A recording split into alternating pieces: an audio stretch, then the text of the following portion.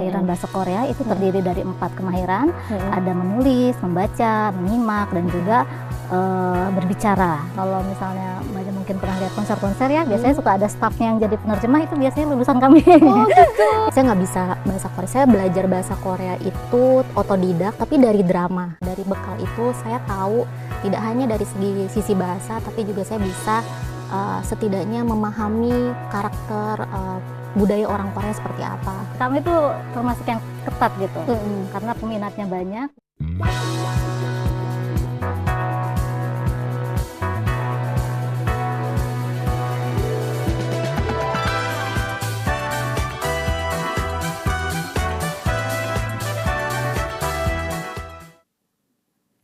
Halo teman-teman, calon mahasiswa, bertemu lagi di program Jelajah Prodi Universitas Indonesia bersama saya, Nedi Laksmita. Nah, kali ini kita akan membahas sebuah prodi yang kira-kira mungkin banyak diminati nih zaman-zaman sekarang sama teman-teman yang suka banget sama K-pop mungkin. Nah, sudah hadir di sini ada Bu Eis selaku Kaprodi S1 Bahasa dan Kebudayaan Korea. Selamat datang Ibu. Annyeonghaseyo. Annyeonghaseyo. Annyeonghaseyo. Iya, dan juga dari mahasiswa dari angkatan 2024 ada Al. Selamat datang. Halo Kak. Ya, Annyeonghaseyo. Dan juga dari kalangan alumni yaitu ada Mbak Diah Anggraini yang juga sekarang menjadi staf pengajar dan juga penerjemah juga. Annyeonghaseyo. Annyeonghaseyo.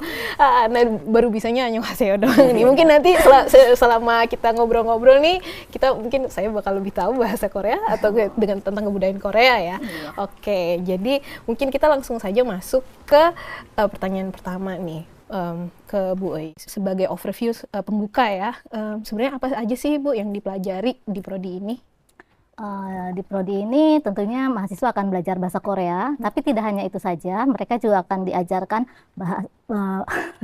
budaya, sastra, dan juga sejarah Korea gitu. Selain itu mereka juga bisa mengambil mata kuliah MKP, atau ada juga mata kuliah wajib dari fakultas atau universitas. Oke. Jadi pasti mulainya pertama-tama ada mata kuliah yang wajib dari fakultas ya. Betul. Terus mungkin baru nanti mulai lebih fokus lagi ke bagian bahasanya dan kebudayaannya. Betul. Nah, kalau misalnya gitu kira-kira tuh pelajaran-pelajaran yang mata kuliah apa aja sih Bu yang pertama kali bakal dikenalin ke mahasiswa-mahasiswa semester awal gitu Bu?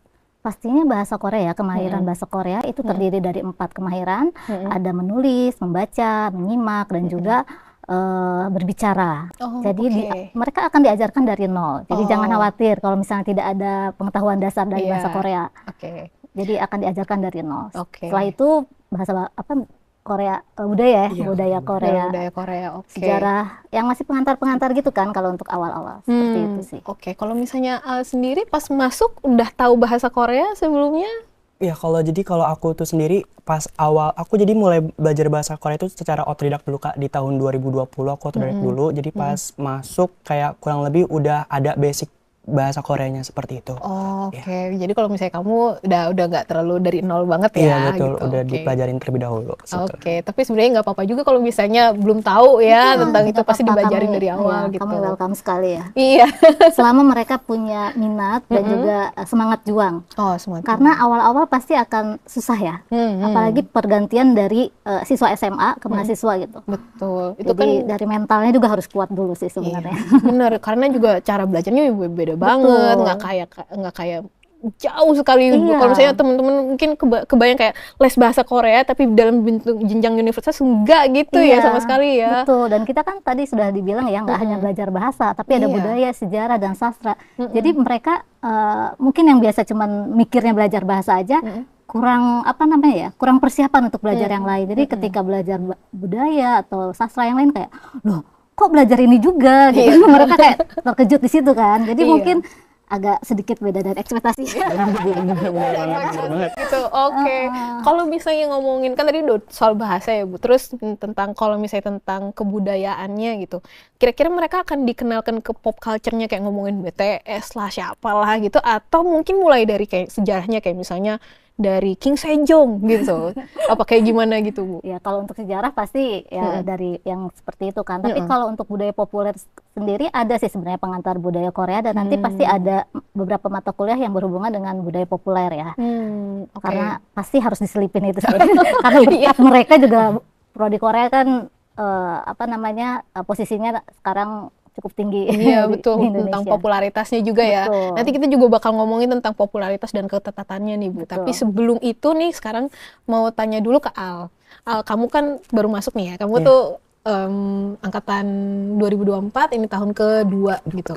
Yang bikin kamu masuk nih sesuai dengan apa yang tadi kamu cerita nggak? Apa jadi kayak karena kamu suka Korea kah, atau apa sih alasan kamu gitu masuk ke prodi Korea ini? Sebetulnya karena pas awal banget aku tuh kalau teman-teman atau kakak tahu di sini, aku nonton Hotel Drama de Luna. Jadi dari drama Hotel de Luna itu kayak bahasanya menarik nih untuk aku, karena waktu itu sempat COVID juga. Jadi kayak mencoba sehabis nonton drama Hotel de Luna itu kayak mencoba untuk mempelajari bahasanya. Nah, seiring berjalannya waktu di kelas 12 kayak aku banyak konsultasi juga ke guru BK gimana baiknya untuk kedepannya gitu. Terus karena emang ketertarikan aku sama bahasa Korea itu juga udah mendalam pada saat itu, jadi alangkah baiknya mungkin kayak aku terusin aja kali ya di prodi bahasa dan kebudayaan Korea ini gitu kan. Jadi pada saat itu kayak ya udah aku memilih BKKU ini jadi jenjang selanjutnya pendidikan aku, seperti itu. Oke, jadi apakah itu pertama kali kamu terpapar Korea kah dari Hotel de Luna itu? Enggak, awal itu di tahun 2020, tapi di 2018 aku sempat suka K-pop dulu. Jadi dari situ awalnya aku nggak suka kayak drama Korea itu, karena di COVID kayak nggak ada aktivitas lainnya kebetulan. Iya betul. Jadi kayak harus nonton apa nih gitu kan. Nah, pada saat itu aku nontonnya drama Korea Hotel de Luna. Oke. Mungkin tanya ke alumninya dulu nih, ke Mbak Dia. Mbak Dia kan sekarang udah jadi staf pengajar juga gitu. Nah, sekarang kesibukannya atau bagaimana Mbak bisa masuk dulu ke Koreanya ini tuh juga gimana? Boleh diceritain juga, Mbak? Saya dulu masuk ke prodi Korea tahun 2008. Kebetulan memang saya angkatan ketiga nih di prodi Korea. Baru-baru banget Korea itu berdiri masuk ke FIB UI. Saya angkatan ketiga, saya belajar. Saat itu juga Korea sebenarnya masih belum banyak yang tahu ya tentang Korea. Saya belajar 4 tahun, di pertengahan juga saya ikut exchange. Terus lulus di tahun 2012.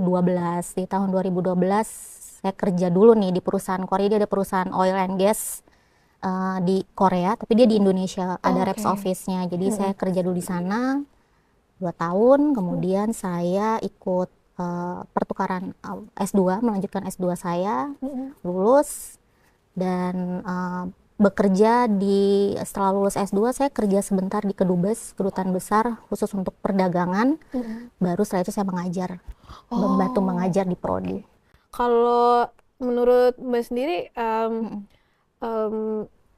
punya ada semacam pengalaman-pengalaman yang terkesan nggak, yang saat masuk kuliah gitu atau nggak setelah lulus gitu, yang bisa selama yang terkesan sama akhirnya mungkin akhirnya jadi balik lagi gitu, balik lagi ke kampus. Saya sangat setia sih dengan path jalur saya di Korea gitu. Jadi waktu saya masuk di 2008 itu saya nggak bisa bahasa Korea. Saya belajar bahasa Korea itu otodidak, tapi dari drama. Gitu. Dulu zaman-zamannya waktu saya sekolah itu zaman Full House, mungkin Full House, Starway to Heaven. Dulu kan zaman-zamannya mellow banget kan dramanya. Jadi saya terpapar dengan budaya Korea. Saya masuk, kaget nih, karena ternyata pengajarnya waktu itu kayak lebih dari 50% itu orang Korea, karena kan masih baru kan prodinya. Jadi lulusannya belum ada lah ya. Belum ada ya, tahun ketiga berarti masih tahun akhir ya waktu itu ya, angkatan pertamanya. Angkatan pertamanya itu 2006 kan. 2006, betul. Jadi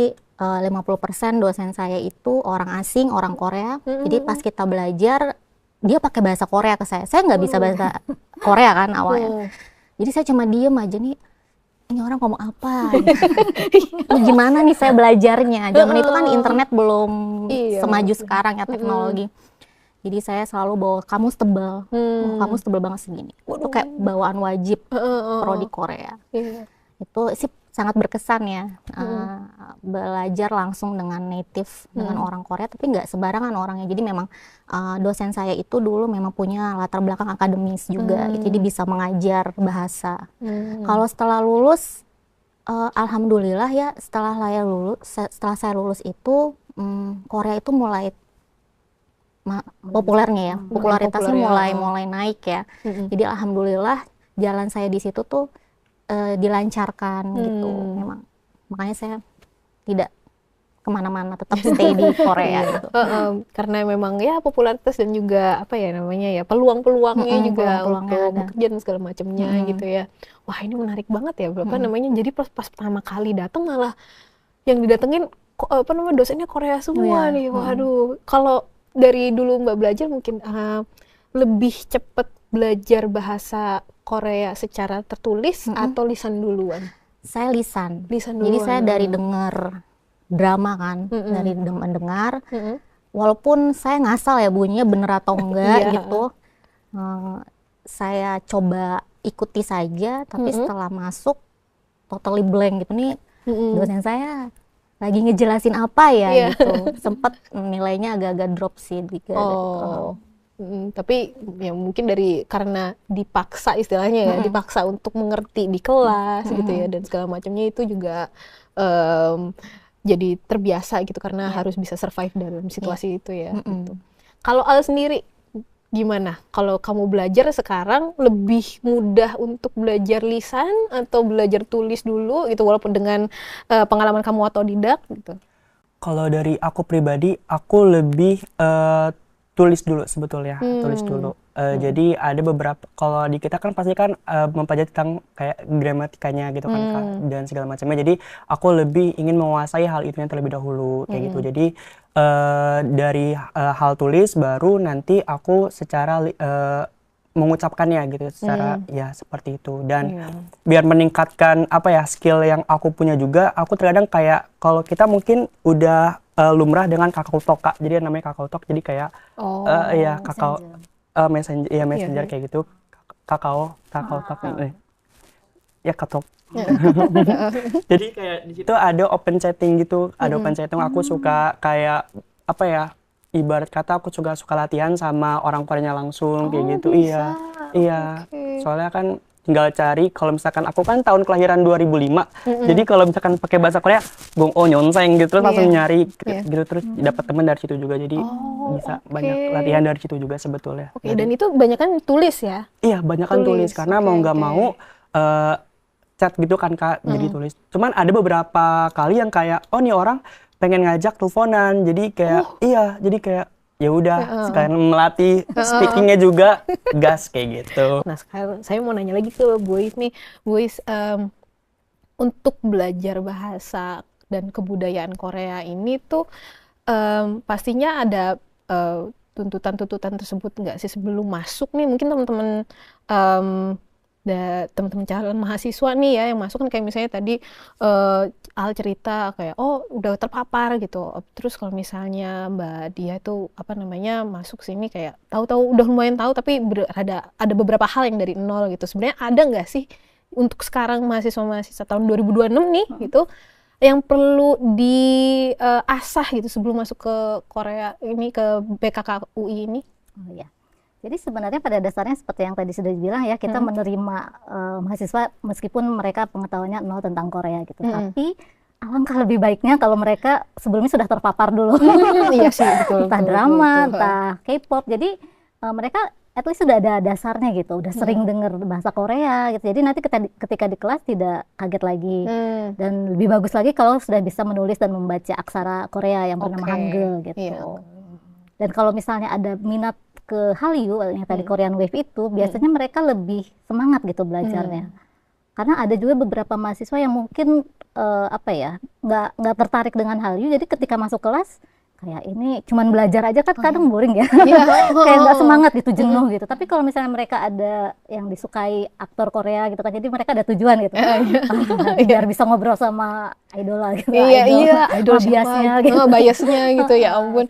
Bener sih, jadi biar supaya ada pendorongnya ya, semangatnya ya motivasi. Gitu. Motivasi, iya betul. Bahkan kadang mahasiswa yang penyuka K-pop atau K-drama gitu bisa lebih tahu daripada dosennya kadang ya. Karena ya kayak, Bu ini gini artis atau gimana gitu, atau kata-kata yang hanya diketahui oleh K-popers gitu ya. Nah itu apa, ternyata mereka lebih tahu karena mereka ya mencari gitu kan. mungkin untuk dalam misalnya mata kuliah yang tentang budaya-budaya populer, mungkin karena itu terus berkembang ya, jadi mungkin ada yang lebih update gitu dari betul. Mereka gitu.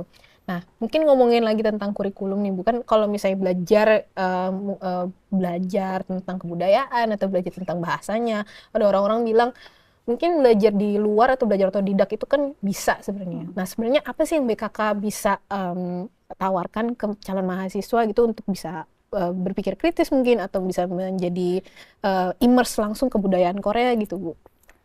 Jadi ya tadi sudah dijelaskan juga ya, kalau kita tuh tidak hanya belajar bahasa kan, ada juga pelajaran penerjemahan nantinya gitu kan. Penerjemahannya pun bahasa Indonesia ke Korea atau Korea ke Indonesia gitu.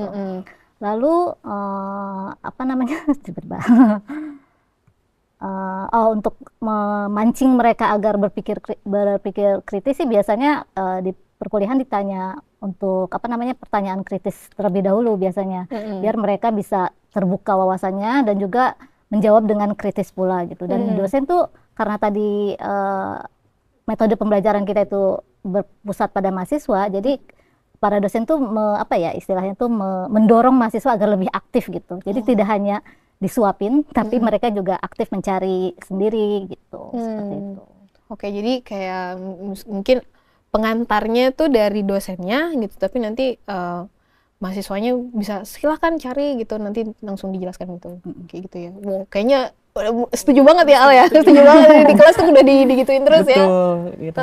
Soalnya tadi kayak Bu Is sempat mention kayak kritis-kritis. Kebetulan kita juga ada mata kuliah kayak menyimak kritis salah satunya. Nah, di mata kuliah itu kayak kita memang dikasih bahan pembelajaran, nanti kita yang mengkritisi sendiri Kak. Jadi seperti itu. Jadi lebih terbuka lagi wawasannya seperti itu. Boleh kasih contoh nggak kritisinnya kayak gimana? Misalkan belum lama itu di semester 3 kemarin tuh misalkan kita ada kayak gimana sih cara orang Korea itu mengambil foto, misalkan mengambil foto tuh dari segi apa. Terkadang orang Asia sama orang kayak di luar Asia tuh beda dari segi cara fotonya gitu kan. Nah, terus ada juga orang Korea yang ingin foto itu lebih baik kayak gini loh, foto lebih baik kayak gini loh. Nah, itu kita kritisi kayak gimana. Apakah harusnya kayak fotonya vertikal kah, harus fotonya horizontal kah? Nah, itu kita kritisi di situ. Saya mau nanya lagi nih ke Bu Is tentang antisipasi mungkin untuk teman-teman calon mahasiswa, seberapa ketat sih Bu untuk masuk ke BKK UI, dan kapasitasnya itu berapa gitu untuk bisa masuk ke BKK UI ini? Ya sebenarnya ya bisa dibilang apa ya, alhamdulillah atau gimana ya, kami tuh termasuk yang ketat gitu, karena peminatnya banyak dan apa namanya, kalau tidak salah untuk di FIB itu di bawah Inggris ya, jadi nomor 2, dan untuk di UI itu masuk 10 besar ya. Wow. Jadi 2% ya keketatannya kalau nggak salah ya. Seperti itu, dan dari ribuan peminat kami hanya menerima 50 orang. Waduh, kelas elit nih.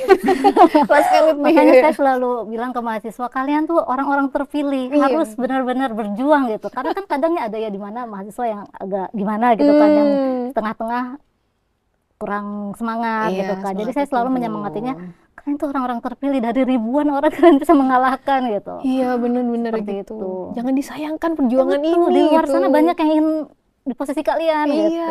Karena ada juga kan yang misalnya dia masuknya jurusan lain padahal pengennya ke Korea gitu, tapi nggak masuk. Bener. Terus yang udah masuk malah disia-siakan ya. Alia jangan sia-siakan ya. semangat, fighting.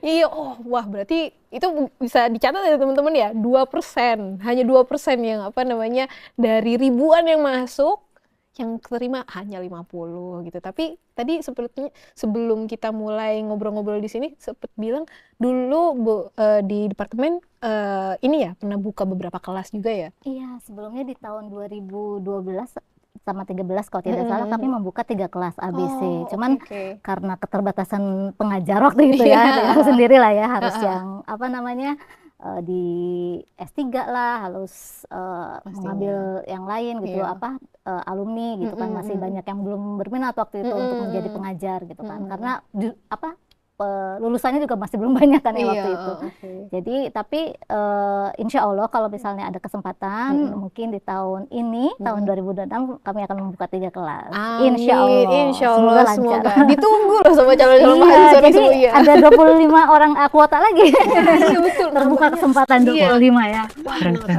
keren. Semoga bisa nambah lagi deh nih kan Amin. nanti yang S3 udah kembali lagi Betul. gitu-gitu.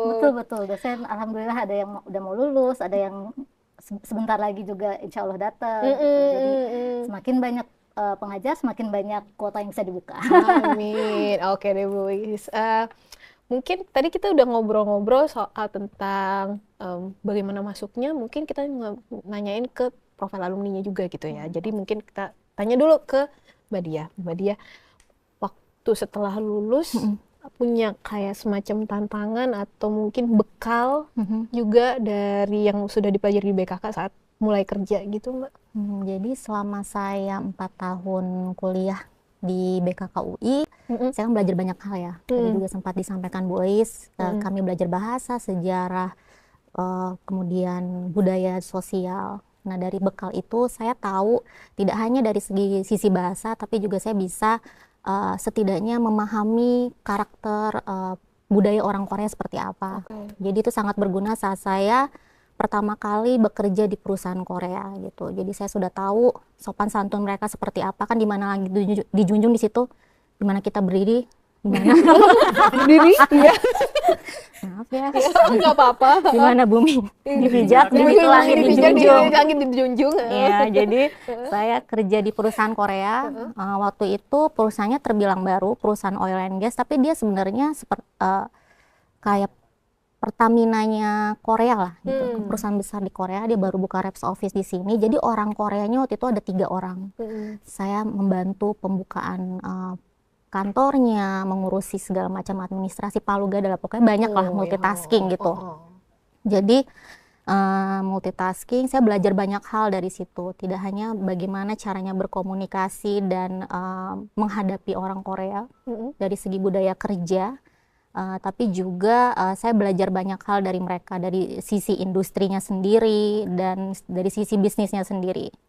Nah kemudian 2 tahun saya kerja di perusahaan itu, saya berpikir saya mau nambah ilmu lagi nih. Nah, makanya saya kemudian melanjutkan studi saya waktu itu di Sogang. Saya ambil jurusan perdagangan internasional karena saya rasa peranan saya dalam menjembatani Korea dan Indonesia dari segi perdagangan mungkin saya bisa membantu gitu, karena waktu itu belum banyak ya Bu lulusan bahasa Korea gitu. Jadi saya ambil, saya sudah tahu, saya sudah dapat ilmu dari 2 tahun saya kerja, saya tambah lagi ilmu saya dari sisi teorinya dan praktikalnya juga di Koreanya langsung. Kemudian setelah itu saya kerja, alhamdulillahnya keterima di waktu itu Kotra namanya. Jadi itu seperti lembaga yang mengurusi ekspor impor antara Indonesia dan Korea gitu, menjembatani. Dan dia kalau di Indonesia itu di bawah kedutaan Korea. Nah dari situ saya belajar banyak hal lagi. Itu sangat berkaitan dengan background saya yang sastra Korea dan juga perdagangan internasional ini. Sangat berkaitan. Kemudian saya lulus, saya mau explore lagi. Kebetulan saya suka mengajar sebenarnya. Jadi kebetulan ada kesempatan, saya dengar juga prodi kekurangan pengajar. Jadi saya apply waktu itu dan alhamdulillah diterima dan mengajar sampai sekarang. Sekaligus kalau lagi waktu luang saya menjadi penerjemah. Waktu saya pertama kali kerja, tadi saya sempat bilang multitasking ya Mbak ya. Jadi saya nggak hanya mengurusi kebutuhan atasan saya di kantor, tapi saya juga mengurusi pengeluaran kantor pada saat itu. Pengeluaran kantor sebenarnya sederhana sih, kayak misalnya rental office dan segala macam. Nah saya yang 4 tahun dihadapkan dengan sastra ya, belajar sastra kemudian dihadapkan dengan Excel yang banyak sekali angkanya. Wah, itu saya langsung pusing, Mbak. Tidak terbiasa kan. Jadi saya ingat waktu itu sempat salah hitung, kemudian saya menangis karena ada kekurangan ya. Di situ saya belajar, kemudian diajarin juga sama atasan saya. Dari situ saya dapat pengalaman bagaimana caranya mengurusi administrasi di kantor dari situ.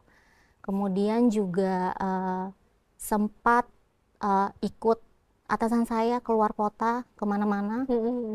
Ya, jadi kayak mengurusi dari segi itinerary-nya, jadwalnya dan segala macam juga saya belajar, dan dari segi meeting rapat dengan orang-orang penting pada saat itu saya belajar banyak dengan tentang industrinya juga. Tantangannya itu pada saat itu saya lulusan bahasa Korea, jadi taunya kan bahasa dan juga budayanya, sosialnya. Tapi saya benar-benar tidak tahu tentang industri itu. Jadi ada kalanya saya gagap gitu. Ini harus gimana ya? Saya nggak tahu apa-apa gitu. Akhirnya belajar dan belajar. Ya, sampai sekarang alhamdulillah pengalamannya tuh ada. Oke. Mungkin ngomongin tentang alumni dan profilnya, mungkin saya juga mau nanya juga ke Bu Ois kembali lagi nih Bu, tentang profil lulusan dari BKKUI ini kebanyakan atau mungkin ada beragam gitu ya. Sebenarnya kalau sudah lulus dari BKKUI, profil lulusannya itu biasanya kerja kemana aja ya Bu? Sama seperti Mbak Diah ya, ada juga yang di perusahaan Korea, ada juga yang jadi freelance translator atau interpreter. Kalau misalnya Mbaknya mungkin pernah lihat konser-konser ya, biasanya suka ada staffnya yang jadi penerjemah, itu biasanya lulusan kami. Oh gitu. Iya, ada beberapa mahasiswa yang pernah saya ajarkan juga. Lalu ada juga yang jadi ASN di pemerintahan gitu ya, entah di kementerian atau di lembaga. Ada juga yang jadi pengajar. Selain pengajar di universitas seperti Mbak Diah, ada juga yang di sekolah. Ada yang mengajar di JIX ya, ngajarin bahasa Indonesia tapi di JIX, jadi bahasa Korea kan yang digunakan gitu. Jadi sebenarnya untuk peluang pekerjaan sih banyak ya, dan balik lagi tergantung takdir. Tapi peluangnya banyak sekali. Bahkan suka ada yang bertanya ke kami, ada nggak nih yang mau ngelamar ke perusahaan ini? Kalau kita mau ngomongin tentang ke dunia kuliah mungkin ya, ini sebagai buat pendorong juga nih teman-teman calon mahasiswa nih. Jadi pertanyaannya buat Al nih, kamu punya mata kuliah favorit nggak selama ini? Atau nggak mata kuliah yang ditunggu-tunggu gitu, mungkin dari cutting, oh ini kayaknya seru nih gitu. Ada banget. Jadi kalau aku pribadi selama ini, aku tuh mata kuliah favorit aku tuh ada kemahiran bahasa Korea sama GKK atau gramatika Korea. Nah itu aku suka banget karena kalau misalkan di kemahiran bahasa ini sendiri kita terdapat 4 mata kuliah lagi di dalamnya, kayak speaking, listening dan segala macamnya itu dipelajarin lagi, dan itu kayak membuat mungkin skill kita yang mempelajari itu bisa meningkat gitu. Kalau misalkan gramatika itu hal-hal yang ternyata enggak aku pikirin tuh tiba-tiba muncul di GKK itu, di grammar itu. Jadi kayak grammar yang mungkin aku belum bayangin, tiba-tiba oh ternyata ada ya grammar ini. Nah itu baru tahu di situ. Jadi kayak bisa dipelajarin lagi kayak gitu sih. Oh oke. Kalau itu kalau mata kuliah yang ditunggu gitu. Kalau nanti nih aku di semester 4 ada mata kuliah namanya drama dan film Korea. Waduh. Nah, wah ini nih. Ini nih. Setuju banget. Jadi karena dengar-dengar dari kakak tingkat juga kalau misalkan di drama dan film Korea ini itu nanti tugas akhir di UAS akan nge-remake drama dan film Korea. Nah, wow. Mendengarkan aja tuh interesting banget gitu. Jadi kayak pengen banget nih nanti di semester 4 untuk mengkaji lebih dalam lagi terkait drama dan juga film Korea itu sendiri, seperti itu. Oke, setelah itu mungkin kita akan sudah mulai masuk ke penghujung acara nih ya. Jadi udah mengunjung episode ini dan kita udah mengenal banyak nih tentang kira-kira overview ya, belajar di Korea, tentang belajar bahasa Korea, belajar tentang kebudayaan Korea itu kayak gimana, mata kuliahnya yang seru apa aja, bagaimana kita mempersiapkan nanti kamu kalau lulus kayak gimana dan nanti akan kerja seperti apa gitu ya. Mungkin sebelum kita nutup episode kali ini, Bu Ois, Al, sama Mbak Diah bisa memberikan nasihat atau mungkin tips untuk teman-teman calon mahasiswa nih gitu, yang mau masuk kuliah maupun mau masuk itu ke BKKUI atau manapun juga, silahkan mungkin bisa dimulai dari Bu Ois. Untuk bisa langsung untuk teman-teman siswa SMA yang ingin melanjutkan kuliah, tips dari saya sih kenali dulu minatnya apa, agar nanti ketika mengambil jurusan tersebut tidak menyesal dan ketika belajar juga semangat gitu. Jadi minat dan ingin nanti setelah lulus tuh mau jadi apa juga harus dipikirkan juga. Jadi jangan mau jadi dokter masuk ke prodi Korea gitu. Kan ada yang mungkin keinginannya jadi dokter tapi dia disuruh orang tuanya masuk Korea, atau kebalikannya seperti itu. Orang mau masuk Korea tapi disuruh orang tuanya masuk ke kedokteran misalnya. Jadi harus tahu dulu minat kalian apa, setelah itu baru berusaha sekuat tenaga belajar agar diterima di universitas yang dituju, seperti itu. Oke, makasih Bu Is. Nah silakan dari Al buat teman-teman adik-adik kelas nih. Oke, gitu. Buat teman-teman tahun ini yang akan masuk universitas, buat khususnya mungkin dari bahasa dan mungkin Korea. Kalau dulu aku itu, kalian tuh harus bisa research dulu mata kuliah apa aja nanti bakal dipelajarin, dari segi kurikulumnya seperti apa, terus nanti prospek kerjanya seperti apa, itu harus kalian tahu. Jadi pas nanti masuk kalian tuh nggak kaget gitu. Karena aku dulu sempat kaget, ternyata ada mata kuliah ini gitu. Aku kaget banget di situ.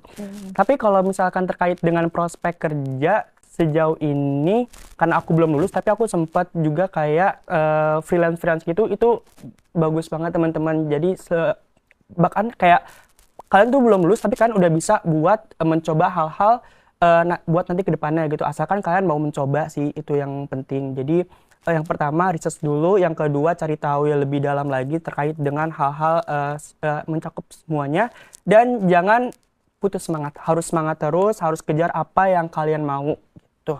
Semangat, pasti bisa. Semangat, fighting.